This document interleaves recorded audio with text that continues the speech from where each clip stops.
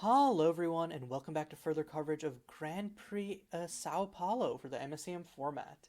I'm Caillou, and today we're going to be watching the round 3 match between DackFaded, who is playing Grixis Thu'um, a deck which uses the titular cost-reducing mechanic to cast huge, expensive 7+ cost spells for close to 2 mana, or you cast your 4 drops for free.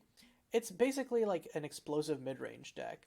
Meanwhile, InfinityChef is playing Temur Tempo, which is a permissive deck which also has really fast aggressive starts with Veilborn Meddler and Prodigious Panya, and can eventually grind out the game with the card advantage from Tamiyo Lunar. We're a little bit into game 1 here, but it looks like InfinityChef is firmly in control, has Panya, Cane Dancer, and Veilborn Meddler all out, has 2 pieces of burn, has 2 pieces of counter magic, also has Bounty of the Gardens to make their clock even faster.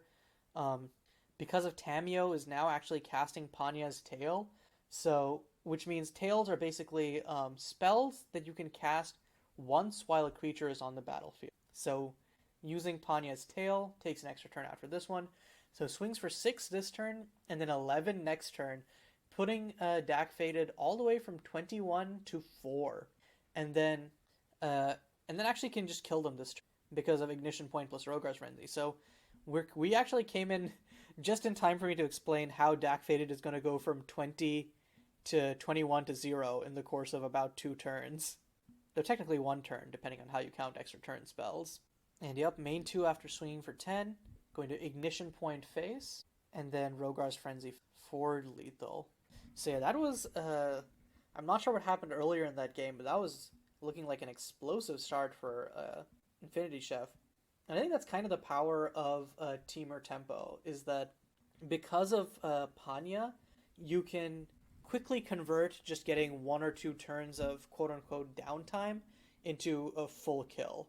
But yeah, let's look at sideboarding to see what Dak can bring in game 2 to mitigate the awesome power of InfinityChef's interaction plus threat suite. So looking at the sideboard, Governess's Might is more for like the grindy matchups, especially because it can't block. So you more really want to bring it into control, where you can keep recasting it while you have Polypools, which is this Changeling land over here, one of the centerpieces of the deck. Beneath the Zadina is good versus Grave Hate, and it's good for digging / rebuying threats. Not sure how relevant that is here. I don't know if you want Cosmic Sinkhole or Memento Mori of your own. Actually, I think Memento Mori is actually fairly good. You can either force them to sacrifice a threat, or you can exile their graveyard in response to a Cane Dancer trigger, which ends up fizzling it. So I think Memento Mori is a pretty good bring-in here. Violent Collapse is also reasonably good, but I don't think that it's not like as good as it is in aggro matchups where it's just a 4 of. I don't know if you want a Cosmic Sinkhole either. Do you want to fight? I think it depends on how reactive you want to be. Do you want to just fight them on the stack? I don't know, especially... Yeah, I don't know. I think the one guaranteed bring-in is Memento Moris, but everything else, because of how linear the deck is, I wonder if Dak should just try and play it the same. But I think it comes down to Dak's discretion. Meanwhile, on InfinityChef's end, Markarth Assailant is good for dealing with larger creatures and is also a way to get through board stalls. I don't really see any of the other... Oh, actually, Once Abandoned could be good for killing Dwemer Maid Dova. But other than that, I think InfinityChef's main board is pretty well teched for this matchup. Like, I think you just portal... Like, the problem is obviously your taxing counterspells get real bad, but then you want to counter their creatures, which still the Pandemonium doesn't do. So I think that you kind of just take your beatings and try to counter what they have before they can actually essentially out-cheapen your counter magic. So yeah, I think if anything, Markarth Assailant, but more likely just 2 Once Abandons and just run the deck. I think this is weirdly a matchup where like sideboarding will not actually play as big a role in how the matchup plays out. Both decks essentially have the tools to mitigate the other opponent's plans. They just have to draw it at the right time. Okay, getting into game 2, looks like Chef did bring in the Sunken Ambitions. I guess the Sunken Ambitions can allow you to bounce large dragons and then essentially attack for lethal when they don't have blockers, especially with a 5/5 Panya, which you don't want to be blocked by a similarly large dragon. But like, again, if you're not interacting with their grave, the Sunken Ambitions doesn't actually stop them from just recasting it. Meanwhile, on Dack's end, looks like Dack did bring in the Violent Collapse, and it does have the powerful 1-2 combo of next turn, Polypools, Profane Emissary. Congratulations, you've built your own 4/4 lifelinker. And because of how the timing rules work, Chef won't have a chance to ignition point that. So Chef will just have to Cosmic Sinkhole to counter it if they don't want to just kind of immediately be on the back foot. Yep, so just drops the Crystal Cavern. This is good because it leaves Chef with the option to either Prodigious Panya on end if nothing counterable is played, or just Force Spike any 2-drop, which is of course what's going to happen here with the Profane Emissary. Okay, Dack throwing down the Profane Emissary. Chef immediately tapping their Crystal Cavern, does not want to let this resolve. Cosmic Sinkhole happens. Also, Dack did play an Oracle's Vision turn 1.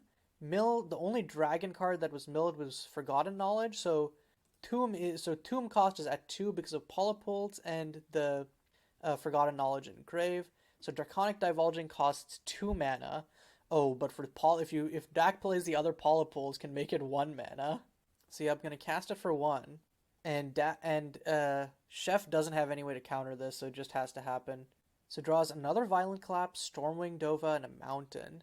I think, I feel like you ditch the Stormwing Dova and a Violent Collapse. Oh wait, no, you only need to discard 1 card. So it discards a Stormwing Dova. So Thu'um is now at 1, 2, 3, 4, 5. So Stormwing Dova actually only costs 2 mana. Okay, and Chef on end plays a Prodigious Panya for 1 mana. Now has 2 mana open. Doesn't really matter because the only thing that's there's no counter magic that Chef has available in hand. Of course, Dack doesn't know that, so might play around it regardless. But Veilborns can really only counter 1 mana spells. Cane Dancer doesn't have any counter magic to flash back. So yeah. So Dack can just play the Crumbling Precipice, will take 2 damage, but then can Stormwing Dova for 2, and then force Chef to go -3 cards, and essentially just take out all of Chef's gas. So yeah, Dack is doing it, just playing the Stormwing Dova, and then I think, in response is probably just going to play the Veilborn Meddler, or Ignition Point face, and then hope to just burn Dack out. Okay, so Stormwing Dova resolves. In response to the ETB, okay, it's just going to Sunken Ambitions it. So Dack will have to recast it next turn. The ETB does hit, though. Both players discard their hands and draw 3 cards. Losing 2 Violent Collapse does hurt a little bit. Oh, and actually, notably, that was actually a really good play from Chef, because that means that Dack is forced to discard the Stormwing Dova. Of course, it doesn't really matter for Dack, because Dack just draws another one. Meanwhile, Chef having the double Rogar's Frenzy in Grave is actually great for them, especially once you see that, oh no, Dack discarded 2 Violent Collapses, which Violent Collapses are basically one of Dack's only clean answers to these Rogar's Frenzy tokens. Okay, so Chef just gonna swing in with the Panya. On end can crack the Wayfarer Shrine, probably for a forest, or actually no, you have Lush. Yeah, probably just for an island then, and then create 2 tokens off the Rogar's Frenzy. And now Dack here, just gonna crack this for blue for an island probably, and then cast Draconic Divulging right here. Yep, Draconic Divulging coming down. Good old 1 mana Divination that digs deeper. He draws into a whopping 3 more lands. I think you probably just discard a Polypools because it counts. It cheapens from your graveyard as well. The second Wayfarer Shrine is actually a really good get here because it starting next turn, it turns off your other 2 lands, your 2 pain lands. But I forgot, Dack is just not going to have these cards next turn, is going to once again throw down the Stormwing Dova. And I think if you're Chef, you Rogar's Frenzy Dack's face in response here. Because Dack, because of their own lands, has put themselves dangerously close to actually being in burn range. So yeah. And it's just drawing Chef more cards that could potentially be used to... In fact, if Chef draws 2 burn spells, Dack is just dead here. So Stormwing Dova does resolve. So we're once again going to be wheeling.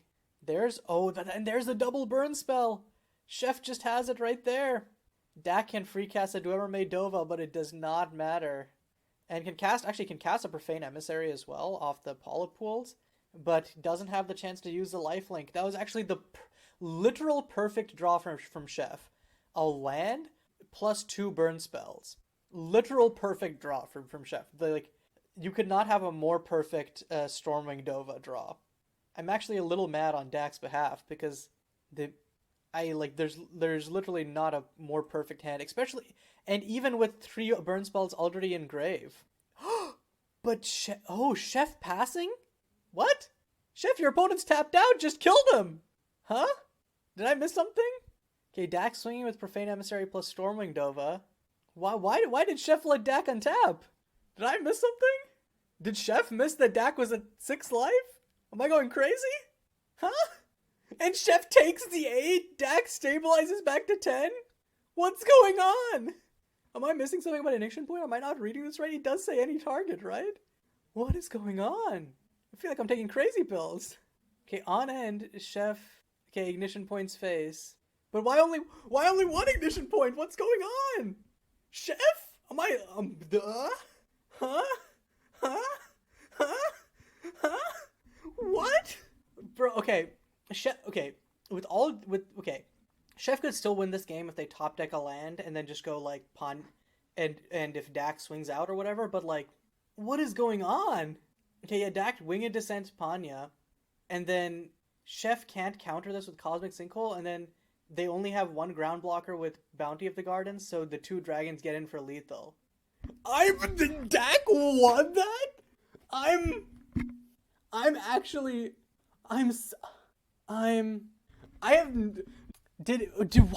why did Chef not just kill? Oh, I'm an idiot and mana actually matters. Because Chef fetched the forest, and that is a blue-red spell, so Chef couldn't cast both of them. Oh my god, I wasn't even looking at the lands. I was just like, colors don't matter, right? Because you have good fixing. But oh my god, yeah, fetching that forest actually screwed Chef over. Oh my god. Okay, so Chef didn't actually throw in the way that I thought they did. So that was my mistake for actually just ignoring the lands completely. But still, what a game. That literally came down to, like, the smallest of margins. And we're going into game 3. And, of course, with the tempo deck on the play, you have to be worried. We don't know if they're keeping these hands. I would assume Dak would not keep this one-lander. Chef, on the other hand, has all 3 of their colors and Portal Fracture turn 2 into Portal Fracture or Veilborn Meddler turn 2. As well as Markarth to close out the game, particularly. Because as we saw last game, Dak loses enough life to themselves that Chef can kind of just burn Dak out for trying to play a 3-color deck that needs untapped lands, basically. So Dak has just had 3 one-landers in a row. That is 4 one-landers in a row. I mean, I think you have to go to 3. That's actually so unfortunate. Jesus, that's probably some of the worst luck I've seen this GP. That's actually really tragic. At least Dak top decks the second land, so can go. You can actually probably just play the Lavatorn Fields here, and then you can Wayfarer Shrine next turn in case you need a blue source. Oh no, Dak's just gonna play the Wayfarer Shrine. Okay, this is kind of an issue if you end up needing a blue source at some point, because if you need to make any of your turn 2 plays, you need to actually. Yeah, that was I think playing the Wayfarer Shrine a little bit misplay. Yeah, okay. It does grab the swamp, so and I think that if you're Dak, you play Beneath the Zedinas first.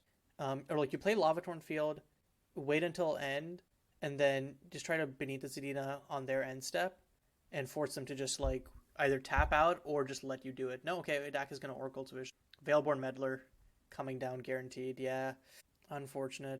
Yeah, I think this is why the Beneath are the right play, because you either force Chef to tap out or you get to actually resolve your spells. Either way, you're kind of balling. Which like I'm not expecting Dak to make the perfect plays in a situation where you had to mull to 4, and got 4 one-landers in a row. I think anyone would be tilted and not. Okay, Dwemer made Dova, but again, can't really cast it until they mill some dragons. So you're gonna they're running out the Benedina now. It's an instant. So yeah, Chef just gonna Cosmic Sinkhole that. Veilborn goes up into 2/2. I think the worst part is like Dak has outs, but they're just not playing well to them is the unfortunate reality. And now Chef has Bounty of the Gardens for 4 plus Portal Fracture up. I think that this is just emphatically GG, Because now Bounty of the Gardens comes down as a 4/4, Veilborn pumps up to a 3/3. You Portal Fracture and whatever Dak plays and make 2/1/1s. Veilborn grows into a 4/4, and then you're just ballin'. Okay, Dak trying to play the Profane Emissary, but yeah, it's just gonna get Portal Fractured. And then Bounty of the Gardens on end. Yeah. So Chef swings for 10. Can't quite kill with Markarth Assailant, but it's a close thing. Crystal Cavern puts Dak to 2 though. Like, and again, Dak's only out is Violent Collapse, and even that doesn't work because the Plant and the Veilborn Meddler are 4. So this game is just lost. Winged Descent doesn't have 4 mana to actually be able to cast it, so that's game. Like, you can Beneath the Zadina try to hit 3 dragons in a row, but then even if you kill a Veilborn Meddler or a Plant with the Winged Descent and take 6 next turn, InfinityChef has Markarth Assailant for 5. So yeah, just gonna try to Beneath the Zadina, but like yeah, you have to play to your outs. So the Zadina milling. Wow, to add insult to injury, it mills 3 lands and an Oracle's Vision. That is actually abysmal luck. Yeah, that is just yeah. I mean, good games, but also that last game was actually like, and this is why I sometimes don't like Magic in comparison to other competitive games, because sometimes in Magic you just get hit by RNG and you lose, and there's nothing you like. Obviously, Dak could have played played the Beneath the Zadinas on InfinityChef's end step, and like could have played to some of those outs, but like really none of it mattered. Is the reality. So unfortunate ending to what was a really competitive set otherwise, but InfinityChef takes it 2-1, is now 3-0 in sets, so they only have to win 1 more match in their next 2 rounds, make the top cut. Meanwhile, Dak is still in this at 2-1. They just have to win their next 2 matches to be able to make the top cut. So not out of it by any means. But yeah, until next round, this is Caillou signing off.